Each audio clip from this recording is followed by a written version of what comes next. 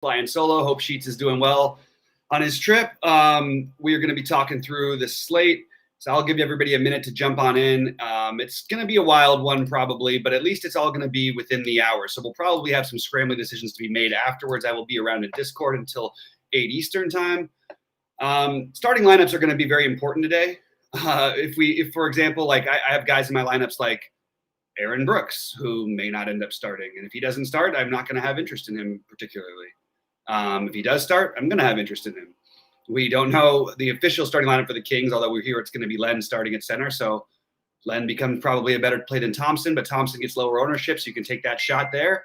You're going to have guys like Kai Jones starting at center at 3K. You're probably going to have JT Thor as a conversation piece because he could end up playing some minutes tonight. There's some weird ones out there, so I'll talk through what I like and talk about what I'm doing. When you get in here, drop in the questions, and I'll answer them right after I run through just sort of my general outlook of what I'm doing on the slate. What's up to Rashad? What's up to John Jenkins? Good to see you guys. Let's get it tonight. So what I'm doing is I still basically, if you watch my earlier video, which was a quick one, it's pretty similar to what I'm doing now. I'm not playing a ton of lineups tonight, so I'm not going to be able to get quite as creative. We also have Anthony Davis is questionable, which I think is legitimately like he is banged up and he's also been awful. But that obviously opens up LeBron and Westbrook, probably more so. I actually like Westbrook and LeBron pretty similarly, but right now they're secondary pieces for me. My favorite spend up is Giannis. My favorite game to target, maybe just a couple pieces even, but I like a couple on each side or one on each side at least. It would be Detroit, New Orleans, and then there's the real obvious one, which is Sacramento and Charlotte, which is going to be hard to avoid some of that chalk. But the problem is, I don't know if I need to play all of it. I'm trying to keep it to 2 or 3 from that game on most of my lineups, and then go from there. We have a Chris Boucher. We have to wonder about whether he's starting or not. They did seem to like the other guys. So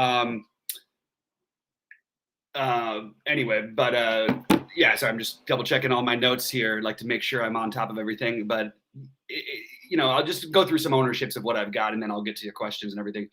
I really like Chris Duarte as a tournament play. I think he's going to have some ownership, but I think it'll be less than maybe people think. And yeah, he may not go 9 for 11 again, but he certainly has a ceiling. He's going to play minutes.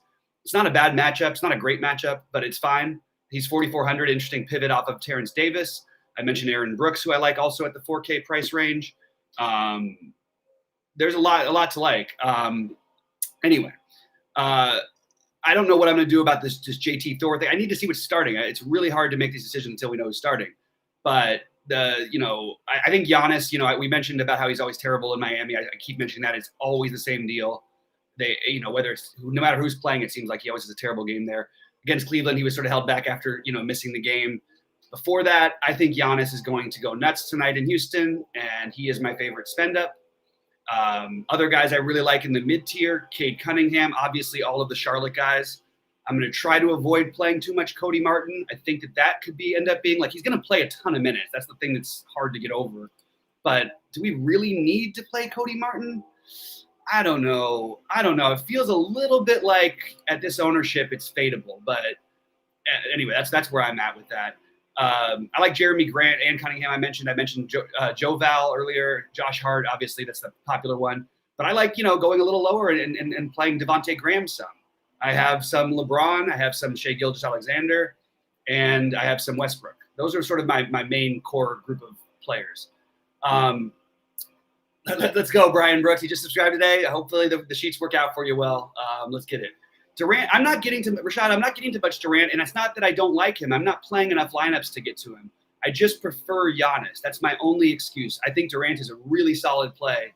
I think that James Harden and Trae Young from that game are really interesting. You could go cheap and play the guy who plays a bunch of minutes and against his former team in TLC. I think that's an interesting game to stack. I am playing Clint Capela in one of my big buy-in lineups. I think it's a great spot for Capela to potentially go nuts. They don't have any. They just get torched by centers left and right, and I think we need to take advantage of it. And Capela, I don't see anybody playing him on this slate, so he's a way I'm getting different personally on this slate right now. But I would like to get – if I was playing a bunch of lineups, I would certainly get to some Durant and some Harden probably. Vernon Carey projection. I know these projections of these players that we've never ever had a reason to talk about. I don't if you didn't tell me before today, I wouldn't have. I know Vernon Carey's. I know the name there, but I don't think that I can actually. I don't think we can really play him unless he's starting. Like, it's kind of like, why wouldn't we rather play the guys who have played some minutes before? I currently have him projected to play almost no minutes, but I think he's going to play more than he's projected for. I think that's just a little behind on the projections there. I still love Terrence Davis, yes, assuming they keep the starting lineup the same. Now, it's high volatile with Sacramento with what they're doing. Guys that were playing a million minutes just sort of fell out of the rotation, like Harkless and Metu have not been playing. I love Marvin Bagley as a tournament play. I don't care that Len is starting. I think it's a great matchup for Bagley. I wish they would just give the kid some run. Like, come on, man. Like, you're going to lose this guy soon anyway. Just get something for him. You got another week to trade. Like, maybe somebody takes a shot on him or something. I don't know. It just doesn't make sense to me why they're not giving Bagley some run more than the 20 minutes. But I really like Bagley. I really like Halliburton in that game. I really like Terrence Davis. Those are my favorites. Harrison Barnes would be next, and then Fox. I do like Fox for long shot tournaments, or large field tournaments, I should say.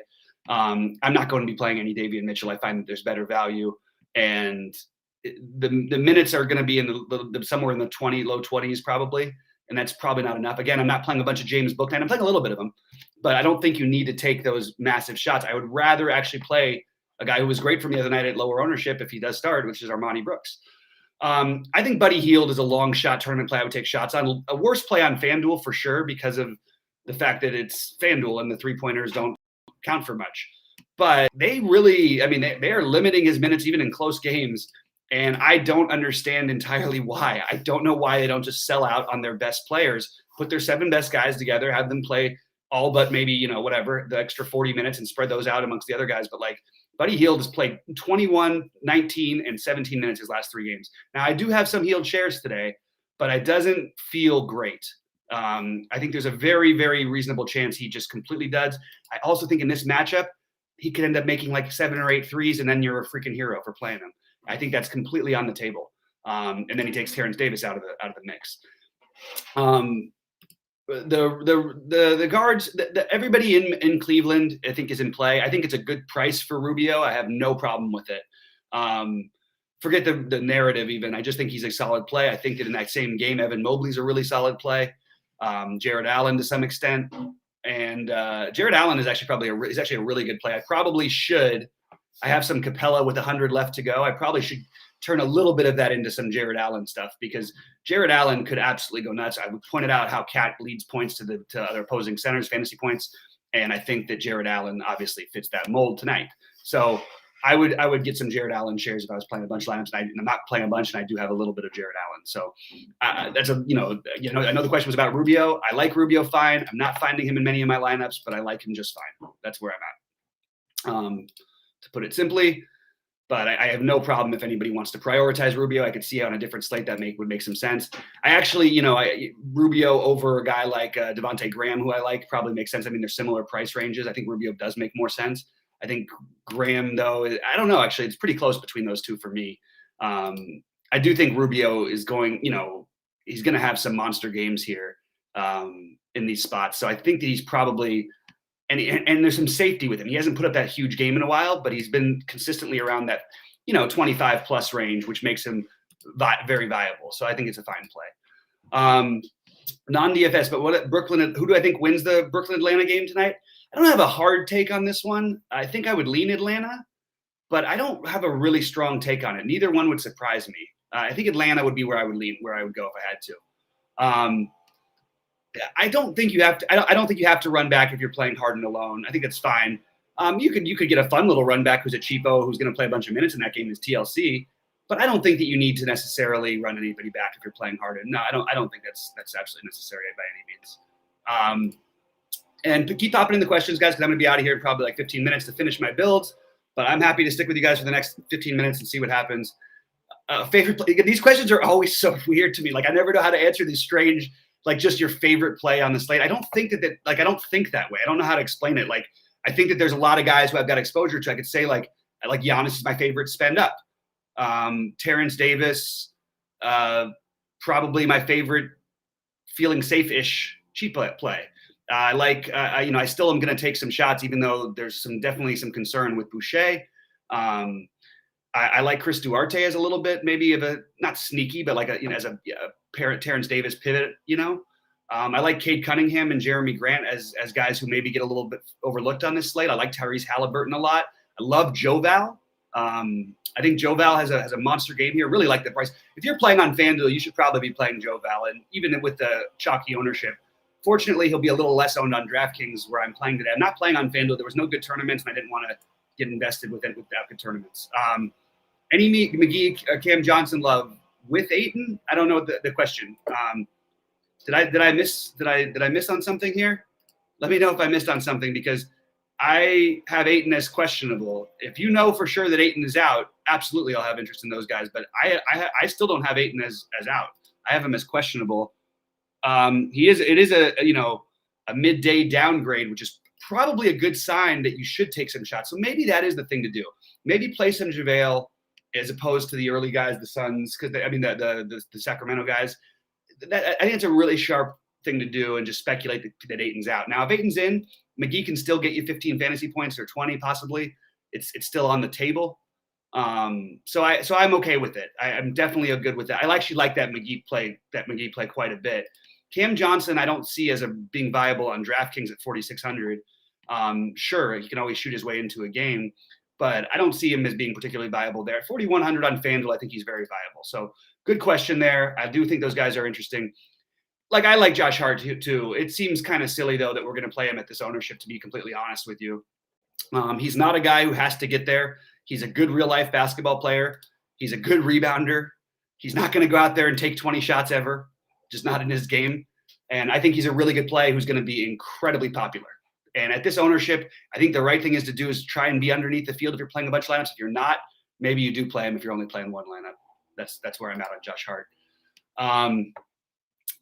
Let's see. Any Jared? I just mentioned. Just talked about Jared Allen. So I do like Jared Allen on DK. I think that it's very viable, and I actually think you can make an argument for him on both sides. But I think he's very viable. I like Capela, who's going to be even lower owned, and I'm leaning a little Capela over Jared Allen. But I like both of those guys a ton, and over both of those guys, I like Joe Val. So those are my other ones.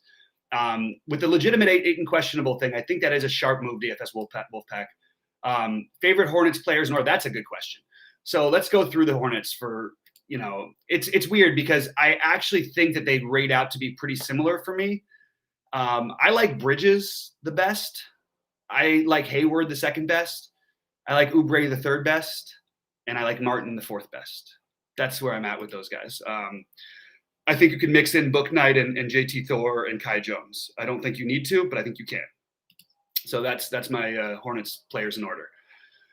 Keep popping them in, guys. Love the back and forth. Got a lot of people in here and just popping in questions. So I'm happy to keep answering them. I would love to get some starting lineups soon so we can make some final decisions. I really like this idea of playing, and I've got to make sure to get some of that. Now, you could even do something weird and play guys like McGee with Alex Len. But JaVale McGee, that's a guy I think that we would probably want to prioritize a little bit over Alex Len.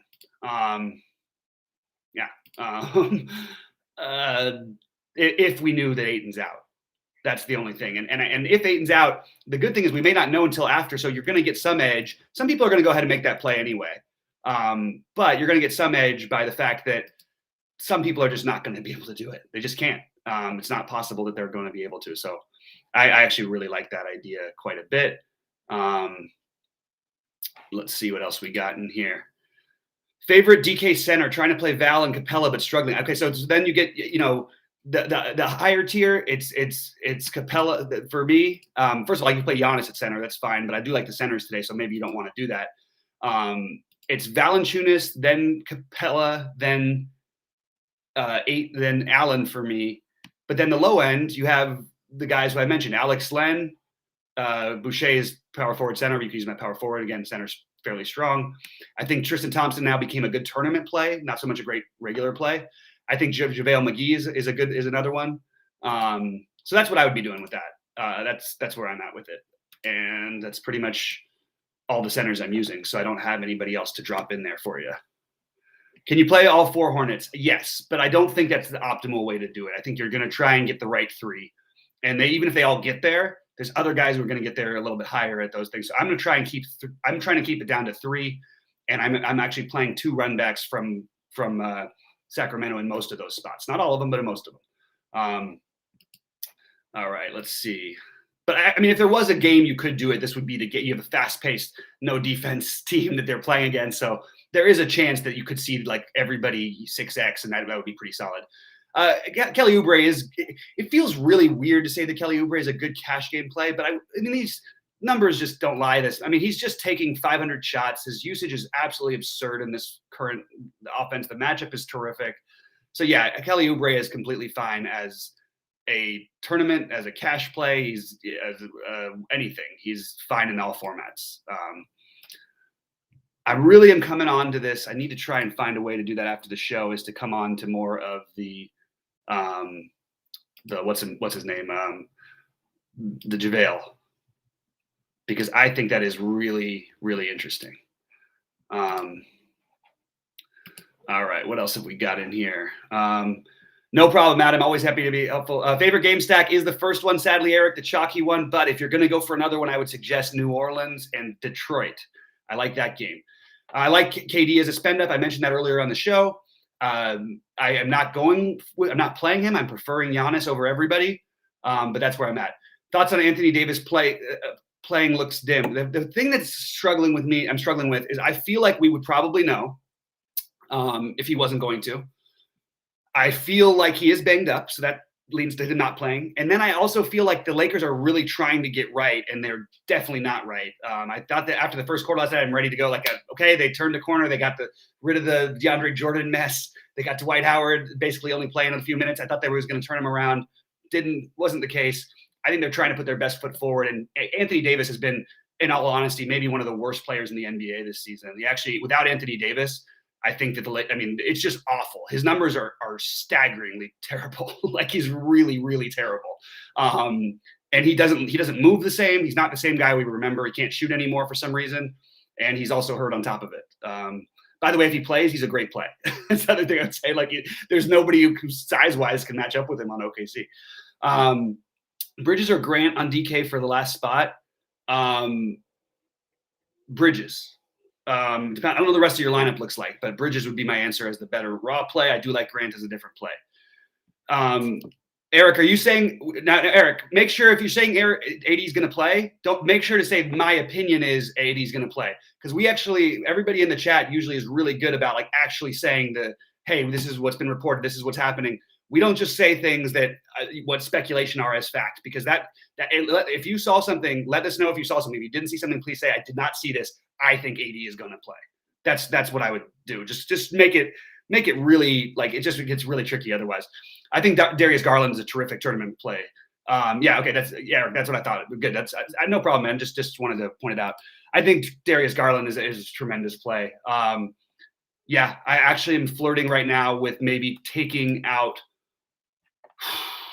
I really like Cunningham, and I want to keep playing this guy because he's going to have a bunch of 50s in his future and his now. But I think Darius Garland is right there with him. Probably has to do a little more and be a little more efficient than Cunningham does to really go off.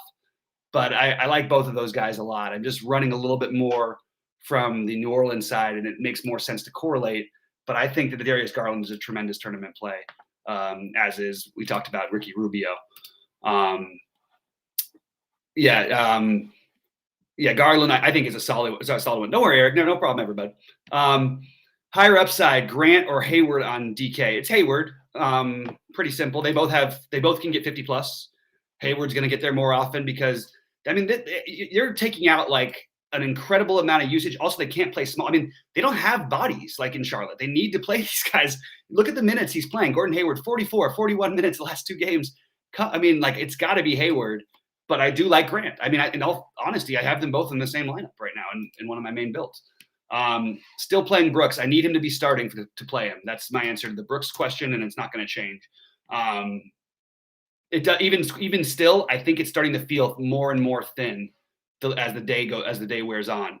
But I think he is very viable, and it was shocking to me that he was 3% owned the other night. I have no idea what the hell got into people's heads. Like if he's starting, what the problem is though, then he doesn't end up closing because DJ Augustine somehow is the defensive guy when they're up, but they're not going to be up against Milwaukee.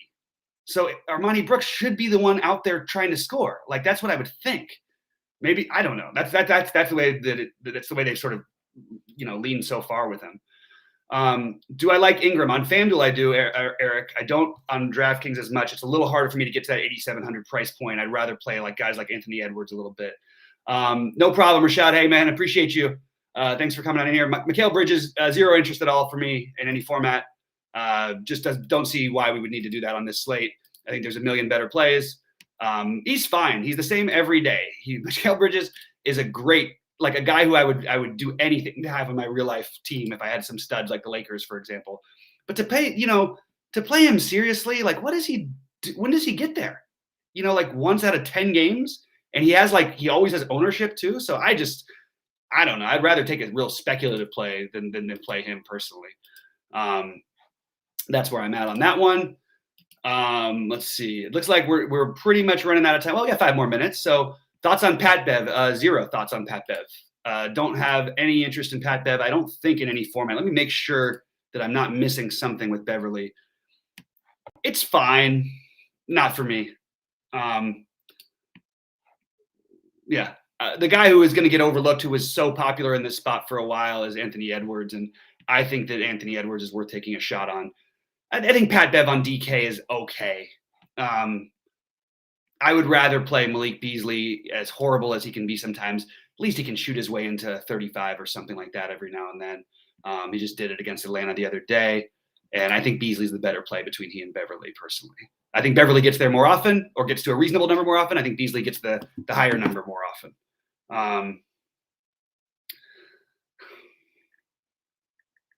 Anyway, sorry, I'm just double checking my notes here. Seeing got some buddies who are not just asking me questions, but supposedly thinking they're giving me advice. Look, they very well may be right about some of these speculative things in relation to AD. I am treating it as if he's in right now, but I do have room to switch by 5 because I've got the Detroit New Orleans game, and if he's out, I mean, I think we want to play LeBron James. I think you can play LeBron James anyway, and I think Westbrook going back to OKC is certainly viable. But I think I would give LeBron the edge with having the usage and it really running through him while they're trying to win. Yeah, but Beverly's 4,500. But who else I'd rather play Chris Duarte than Pat Beverly. I'd rather play Derrick Rose is a great tournament play, but I would say that for long shot tournaments. What's a good heart pivot or two in the range in your opinion? What site, Brian? Let me know what site and I'll tell you which one, because I'm trying to figure that one out a little bit myself. Like beneath him, I like Duarte. I like, just above him, I like the long shot. And it's going to look like a foolish move. Save it for a large field. But Buddy Hield is going to go off one of these days. This is a great matchup, and they're not going to keep giving him no minutes. So that's another thing at a little higher price than him. But I don't have a whole bunch of pivot. Oh, who's a good pivot right off the bat, top of the dome is Ricky Rubio, who was mentioned earlier in the show. I think Ricky Rubio is a very viable pivot, very solid pivot from them. So Ricky Rubio is just above him. Other than that, I would probably try to. There's nobody like directly at 5K exactly that I like. Other than RJ Barrett is a viable pivot. Harrison Barnes a little more expensive, but he would be a viable pivot. Lou Dort a little more expensive, very viable pivot. Duarte cheaper, viable. That's sort of who I would go with. I don't think I would try to find another exactly 5K guy. I think I would just have to rework it. The closest one would be RJ Barrett. I don't see the point in. Sure, Cam Reddish can put up a game, and he's fine. He's 3,200. I'm not sure how many minutes he ends up playing tonight. Hasn't played. Been out for the last 3 games. And there's a chance with him, you see him out there for like 15 minutes. There's a chance you see him for 25 or 30. He's an excellent excellent large field tournament play. Bizarre, like it does, and it takes away I did have some interest in TLC, even though I never liked playing him because he does nothing, but he does keep putting up 25 plus fantasy points. And without Reddish, he was going to play 30 plus minutes, maybe even up to like 40 minutes. But with Reddish, I don't think that's going to happen anymore. I do think Reddish is a viable tournament option. Not my favorite, but I think he's viable. And that's pretty much what I've got, guys. I do like Barnes on DK. Yeah. Kevin Huerter is not I mean, with Reddish there, you're just betting on sort of hoping that he randomly has a big game because it's a good matchup. I don't find Kevin Huerter to be a better play than the other guys we talked about as options. I think if I was going to make that play, I would much rather play RJ Barrett. Look at his game, and he really goes off in these games when he's like, he makes 7 out of 11 threes and he still puts up 38. Like, yeah, that's great, but like he has to make 7 threes. Like, okay, no thanks. I don't know, just not for me, especially with Reddish back. There's just too many good plays in the slate to ask about, to try and squeeze in all these terrible or these long shot plays. Was Stewart the third guy from Detroit I like tonight? Stewart is the third guy I like from Detroit. I am not getting to him as much as I thought I initially could. And you could say him as a pivot also, that 5K range question.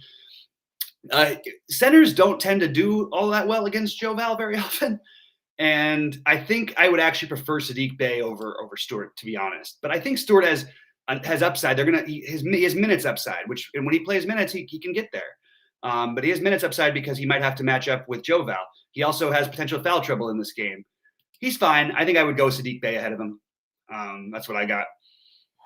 I really do like the other guys though in that game.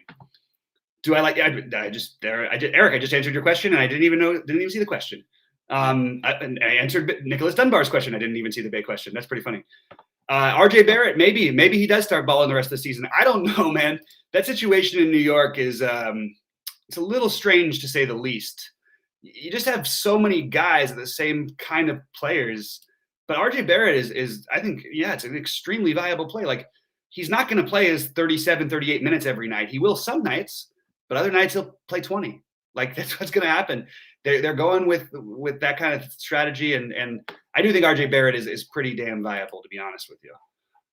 Anyway, I got to get out of here, guys, and finish building. Thanks so much for everything. Good luck to everybody out there. I'll be in Discord to try and answer questions. Try to tag at me, so that way I can see them. And let's make some money tonight. Let's crush it. Good luck, everybody.